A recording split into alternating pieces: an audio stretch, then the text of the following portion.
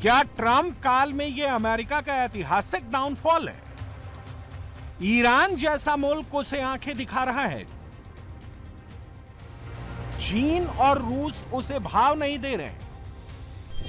Mister Trump Qatar, Saudi अरब और संयुक्त अरब अमीरात के कहने पर फैसले ले रहे हैं। क्या अरब देश अमेरिका की फॉरेन पॉलिसी तय कर रहे हैं?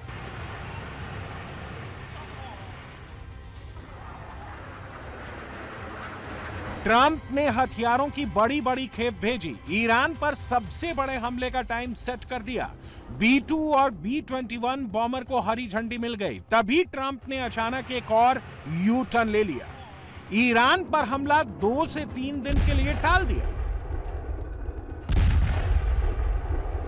Well, other countries have come to me and they've said we were getting ready to do a very major attack tomorrow. I've put it off for a little while, hopefully maybe forever, but possibly for a little while, because we've had very big discussions with Iran, and we'll see what they amount to. I was asked by Saudi Arabia, Qatar, UAE, and some others if we could put it off for 2 or 3 days, a short period of time, because they think that they are getting very close to making a deal, and if we can do that where there's no nuclear weapon going into the hands of Iran, I think, and if they're satisfied, we will be probably satisfied also. 2 से 3 दिन में Trump ऐसा क्या हासिल कर लेंगे जो 40 दिन की भीषण बमबारी के बाद हासिल नहीं कर पाए? क्या ईरान 440 किलो एनरिच यूरेनियम दे देगा? नहीं। क्या ईरान हॉर्मुज खोल देगा? नहीं।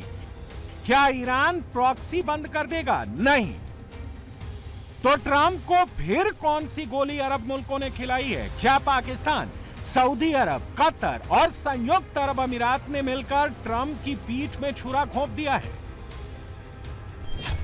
We've informed Israel, we've informed other people in the Middle East that have been involved with us, and it's a very positive development, but we'll see whether or not it amounts to anything. We've had periods of time where we thought pretty much getting close to making a deal, and it didn't work out, but this is a little bit different. Now, we're ready going tomorrow, very big, and not something I wanted to do, but we have no choice because we cannot let Iran have a nuclear weapon.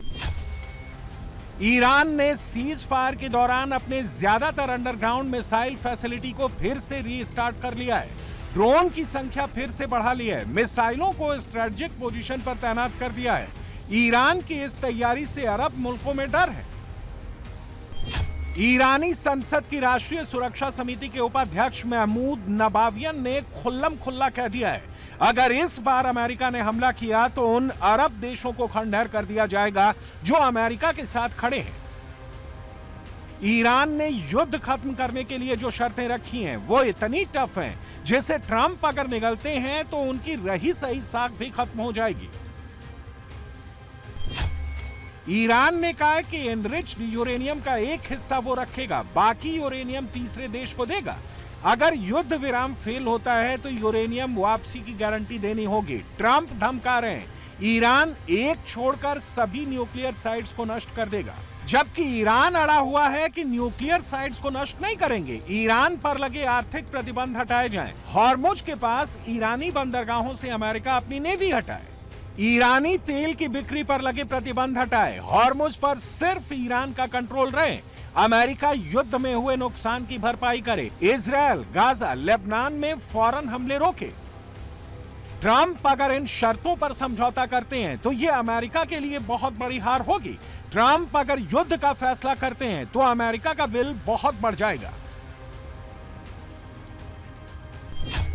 America युद्ध में अब तक 29 अरब dollar फूंक चुका है। अगर इसमें अमेरिकी बेस और जंगी बेड़ों की मरम्मत का बिल भी जोड़ दें तो यह करीब 630 बिलियन डॉलर तक पहुंच सकता है।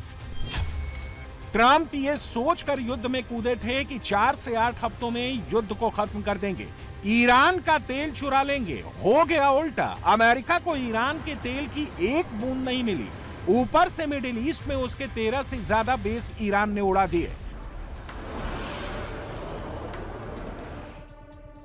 ट्रंप अब युद्ध से भाग निकलने का बहाना ढूंढ रहे हैं। इसी चक्कर में चीन गए थे, वहां से आश्वासन के अलावा कुछ नहीं मिला। ट्रंप अब फ्रस्ट्रेशन में है, इसीलिए बार बार बहुत बड़े हमले की धमकी दे रहे हैं। Because they can't be coherent. I think they're so disheveled now, they're so weakened. They agree to things and the next day they back up. President Trump's very frustrated. So what to do next? I think it's going to be very difficult to get a deal with the current regime. Is there any evidence they've changed?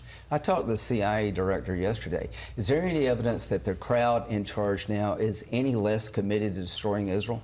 Going after us, the great Satan, purifying Islam? I think the answer is no.